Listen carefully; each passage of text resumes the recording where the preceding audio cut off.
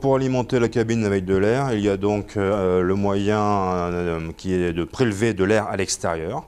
Donc l'air est comprimé par l'étage compresseur du moteur.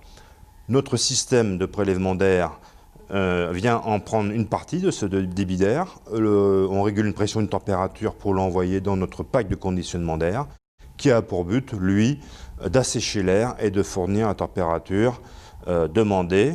Cet air est mélangé avec de l'air recirculé. Qu'est-ce que c'est l'air recirculé?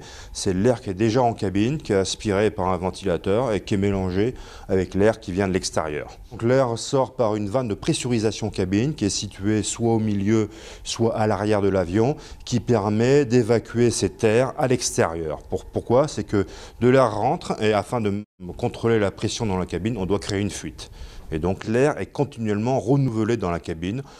En fonction des avions, du nombre de passagers et du volume, c'est entre 3 et 6 minutes. Ce qui veut dire qu'entre 3 et 6 minutes, l'air est entièrement renouvelé par de l'air extérieur. Donc probablement cela diminue sensiblement le risque d'attaque de virus.